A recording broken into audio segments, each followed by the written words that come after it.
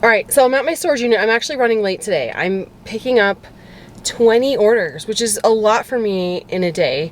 Yesterday was a lot, and it's because of something I should have done way sooner, which we'll get to. But let's pull shipping. Listening to the Tim Ferriss podcast, I previously listened to his interview with Brandon Sanderson. It was very good, if anyone's interested in that. Okay, it was freezing. That took me way longer than it should have. But I'm done. Got all the items, and now let's head home. Let's ship. All right, back home, and I gotta hurry. This took me way too long, and it's because I've mislabeled one of my bins, and that's 100% that's just my fault. If I don't take a picture at the end of photographing of the bin that I'm currently putting clothes into, it's a disaster. So what I did was I tried to guess what bin it was. Like, oh, I think this was the bin I was working on, and it wasn't, and now I'm gonna go back and redo that. Anyway, I hate it when that happens. It's time. I need to do an audit of my inventory, and I'm gonna remember this is made well. I'm gonna try to leave, I do try to leave like a little clue, like this is rivet and thread by Madewell. So that way, like when I bag things, I know what it is. You'd be surprised how often you bag up things that look so similar after they're folded, and I have to like reopen it to remind myself what that was exactly. There we go. Crew gets home from preschool in a half hour. So where did the morning go? I should have gotten up earlier. I slept bad, so that's on me. I didn't sleep very well. I think I have like vulnerability hangover. Yeah, it's been so fun to like just have this channel as like just this free, I don't know, it's just so nice. We hang out, we chat. It just feels so like liberating to just talk about what I want to talk about and not care if it like does well, doesn't do well. You know, I do put a lot of pressure on my main channel, so it's nice to just kind of feel free. So it's a lovely feeling. Yeah, I'm gonna hurry. So what I did, and you know what just happened, is yesterday in my video of my thrift trip to Tommy's Bins, which by the way, I photographed everything, but I haven't actually listed everything because I spaced it out, which I should have had that done before the video launched, but whatever. That video dropped, and it's being received well, and you guys are being so nice about it. And so in that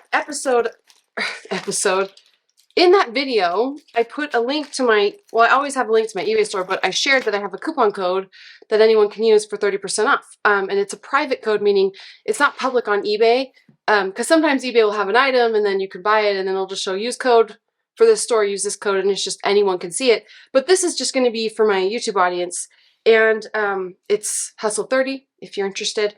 I don't link my eBay store on this channel. Maybe I should. I don't know. Anyway, so you can go to my store and you can get 30% off anything. Even if there's already a sale going, it'll do 30% on top of that. And that brought in tons of sales. And I've never advertised my store before, which is so stupid. That's like the point. Like if you have an audience, you should like share the products that you're listing or that you're creating or whatever. And I don't do that because I cringe at myself, right? I get worried that like old me, I should say old me is worried that it would like, people would not like it or whatever.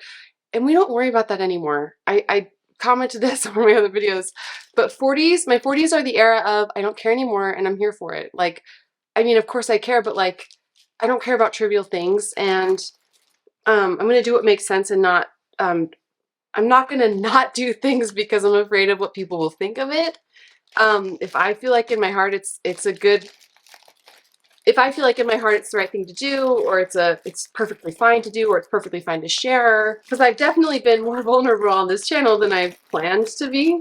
And, you know, your kindness has been overwhelming. I'm so glad it's been received okay, and I know it's very vulnerable, and a lot of people, you know, don't tend to share those very private things, even though what I'm sharing is actually very sanitized version of like events. But I share it because number one, it is my story to share. These are my stories to like, it's my story. If I'm the architect of my life and this is the story of how I got here, it is up to me to share it if I want to.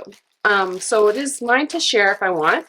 And I think there's power in vulnerability. C.S. Lewis, one of my favorite C.S. Lewis quotes is, "To love is to be vulnerable. If you never want to be vulnerable, or if you never want to have your heart broken, lock it up. put it away, but it'll get rigid and hard, and you know, it won't be vulnerable, but it'll be impenetrable. And one of the ways we connect as human beings is to share our stories. So I don't know. Of course, there's like a line. I don't want to share too much, but I think I've kept it pretty. You know, again, I a pretty sanitized version, and I number one, never want to portray myself as like some kind of victim, because I am not. I am not a victim of my past, and I say that every time because I just want to make it very clear. Like, this is not my attempt at revenge. It's not my attempt at like people to feel sorry for me. Please don't feel sorry for me. My life is amazing. I love my life. I couldn't have gotten here without the circumstances that brought me here. I wouldn't be here without my story. So I love my life. I'm grateful for my life. But so yeah. So I think sharing is powerful, and I think connection is powerful, and I think vulnerability is powerful, and all of that just helps us to grow and to learn about each other and to glean strength from each other. I don't know, how could that be a bad thing, right? Anyway, all right. So we're shipping. I'm going slow. What time is it? Jeez, I gotta hurry.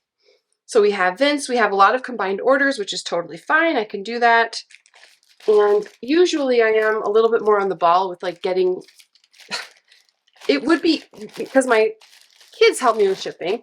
So the more on the ball version of me would have picked this all up early this morning and just had it done. And then my kids could ship it and we'd be on top of it and they would get paid. But I just didn't, like I said, I got a bad night's sleep. So it's fine. I like had a bad headache, and then like I fell asleep at like 8, and then like I woke up at 10:30, and then I couldn't go back to sleep. You know, it happens. I just have had like, I feel like since becoming a mom, I have not had like back-to-back good nights sleep ever. Like, it just doesn't happen. It's like you got one real, I'll get like one amazing night's sleep, and then the next night will just kind of be awful, and then I'll get like a really amazing night's sleep, and then, you know, it's a lovely cycle. But whatever, it's worth it, of course, because my kids are the best.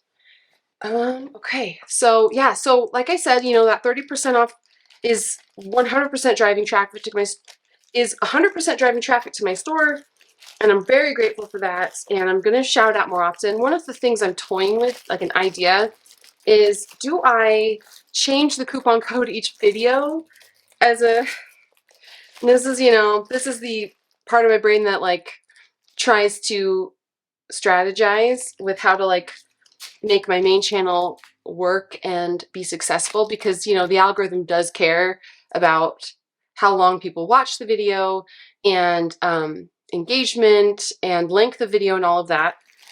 So I'm like, do I change the coupon code for every video and I say it at the end to like make people watch the whole video, or do I just advertise it as the same thing each time? Like, I don't want to play any tricks, but I do think it's a rather innocent way to like try to get people to watch to the end, because that does affect the algorithm, and I do want my channel to be successful. So something I'm thinking about. Maybe I'll try it and I'll see what the response is, and if it's bad, I'll just go back to just the same coupon code. But I thought it could even be kind of funny, like I could make it the coupon code like something relevant to something goofy in the video that happens, or something like TJ says, or I don't know. Could be kind of fun. But we'll see. But it did bring in a lot of sales, and I'm very grateful for that. These are really cute. These are the AG ex-boyfriend slim jeans, and I did try them on. I should have done more try-ons and shown it in the video that I posted, but it was a long video already, and I didn't want to make it too long. So these are very cute jeans, but I'm a little bit of a tall queen, so I need a longer inseam. And so they fit great, but they were just a little bit too short. And I kind of have like cankles, and I don't look cute in like cropped pants at all. So, and that's just me being objective. I can be real about myself, just a little cute. So they are going on to someone else, and they sold very quickly for, I want to say like 25 bucks. I think is what they sold for. So that's great. When will this cold be over? Okay, another thing too, okay, we can do this. Another thing too is that I've noticed, I mean, if we're going to talk about the algorithm, I've noticed that longer videos do well. Like, I have a video that's doing really bad, and it's just a 10-minute video of me and my son thrifting, and I actually filmed that like 6 months ago, and I haven't even posted it because I was like, I knew it wouldn't do well. I was like, I know this won't do well because it's not long enough, and I don't have a good hook. And sure enough, that video was like tanking, and it was 10 minutes long, whereas this video is 30 plus minutes long. It might be like among the longest videos I've ever posted, and it's #1. And I'm kind of toying with the idea of just always having longer videos and maybe doing a little bit less editing, and having longer videos and making that the priority, because it seems like YouTube pushes out the long videos. Like that's what they recommend. Whereas before, and I think I told you guys, I took a very expensive YouTube course on like all the stuff, all the algorithm. It was helpful. But in that course, they talked about watch time, and that's the most important thing, is getting people to watch to the end of your video. And your watch time percentage, or how long people watched your video, is like a crucial bit of the algorithm. And so what's interesting though is I just haven't found that to be true. My videos that have done the best have the worst, like the lowest. I'm not all the time, but like it seems like YouTube is going back to caring about length. And if your video is longer, by default, you'll have a longer watch time. I have videos that have like, some videos have like an 80% watch time, meaning like most viewers, the average viewer watched 80% of it, which is huge. And it does horribly. And retention in the beginning, like all these things you have to pay attention to can drive you crazy. And then you wonder, like, when you don't see the numbers adding up, and it could just be our niche that I'm in, like with thrifting, but like, it's like, why am I like going to all this effort when that, to create a hook and to have a really quick beginning and to get people watching and, you know, getting people to continue to watch after the 1 minute mark. And yeah, all that good stuff. It just, you're like, well, maybe it doesn't matter as much as I think it does. So that's one thing I'm going to kind of experiment with this year, is making sure, like seeing what happens if I just post longer videos that aren't edited quite as much. And we're going to see what happens there. I need to just, I'm going to quickly polish just a little bit, or just with some shoe leather. These are the Inca, or what is it? So, Goddess of Inca or something. What was it called? I looked it up. I sold it. Now I can't even remember still. But these really cute mules sold for $52. So I'm very thrilled with that. They are very cute. But I'm going to do a little bit of shoe lotion, leather lotion on that, to just give the buyer a good experience. We got Patagonia jacket, a lot of like Patagonia sales, a lot of jeans, a lot of like really cute stuff that I've been wanting to move, and that I'm grateful is finally kind of seeing the light of day. Okay. At least I'm going to bag it. I can at least bag it before Crew gets home. I'm actually going to ask TJ if he can pitch in with Crewy this morning just so I can finish this. Okay, just a few more. Bagging is the hardest part, and then once I get to my desk, I should be able to be done pretty quick. I have the lighting on auto, and sometimes it's a little bit weird, so sorry about the camera quality. Okay, here we go. Yeah, all in all, I'm, definitely going to advertise a little bit more to my YouTube audience. There's a lot of people who have found success and I've seen it just on YouTube, or like with Paul Cantu, who does his own vintage store, his own website that he sells from. He doesn't sell anywhere else. Seems like people have so much success on all these different platforms, and I've never really toyed with much because I've just not had the brain space to like think about it. So I'm glad I can shout out, deals on eBay. I have thought about just selling straight on my own website, but that would kind of defeat the purpose. Like, the purpose of my channel is to teach you how to do this.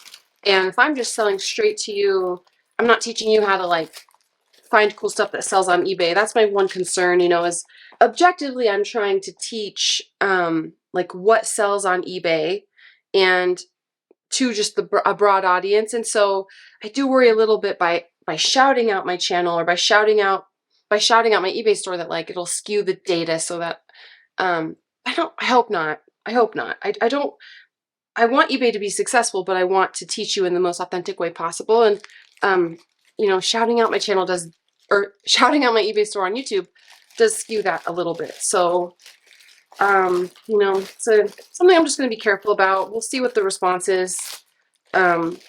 But being authentic and being authentic, being real, being vulnerable is truly like, I think, my number one priority. I want to be the most authentic version of me with you, and that's what I've always tried to do. I might ship this over 2 days. I have to just wait. I don't know if I'll be able to get all of this out by the time package pickup comes, which is fine. It happens. And that's why, I will say, that's why having 2-day shipping is really, really handy, because then I'm not pressured to absolutely get all of this out right away. I might. We'll see. Anyway, Crew's coming home, so we gotta pause and do that. Crew is helping me with the last little bit. Huh? Are you gonna help me? And he likes to steal my powder brush and play with it. Are you doing that? We're just wrapping up the last few shipments. I think I got it under the wire. Usually I don't like to work when the kids are awake, but I didn't organize my time super great today, so that is totally on me. But we're wrapping it up. Over, I think, $800 in sales that I'm shipping out today, which is crazy, and I'm so grateful for it. You know, very, very grateful that so many people have shopped my store, and from that, quite a few used the 30%. That a lot of the orders are from the 30% discount, which tells me that they're from my audience, which is also exciting. So, all right, I'm gonna wrap this up, put Crew down for a nap, and plug away a few more odds and ends.